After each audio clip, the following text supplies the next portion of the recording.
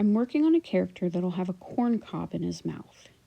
So I'm working with Creative Paper Clay, which is a water-soluble air-dry clay. This piece has a foil armature with wire. I keep making impressions as I go where the corn kernels would be. Now I have a water dish and I keep my hands damp and I go back and forth to dipping the tools in the water as needed. I worked on this little piece the day before I wanted to work on the head so that it would set up.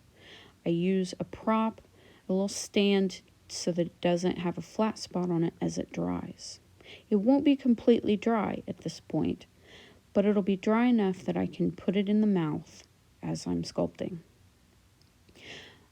On the head, I have a wood base so I can mount it securely in the frame. I use multiple kinds of foam, just whatever I have on hand. So I carve the foam first and then I add the sheets of clay. Now you can see that I have pre-rolled out my clay so that the process goes quickly. I use layers of plastic and an airtight container to keep it damp. I keep layering the clay, cut sheets, and add it to the foam, being careful not to get any foam crumbles on the surface of the clay. I smooth out each seam as much as possible. If anything shows when the piece is dry, I'll do sanding to make sure that it all looks great.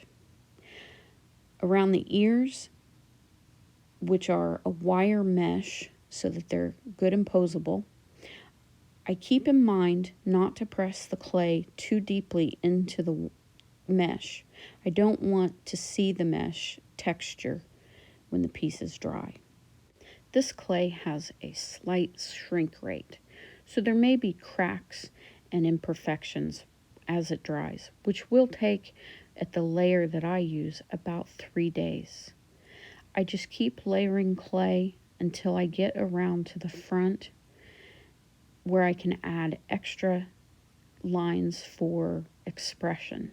I'm always working with the final expression in mind.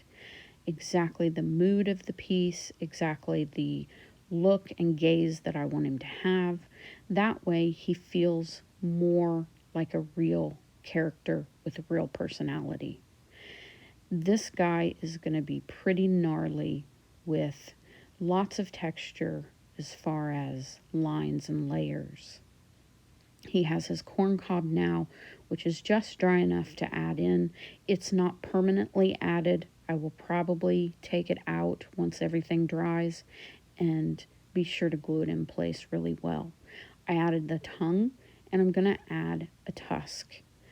But I keep in mind around the eyes what expression I want, and once the surface is covered, I add extra layers to get the expression and emotion out of this guy.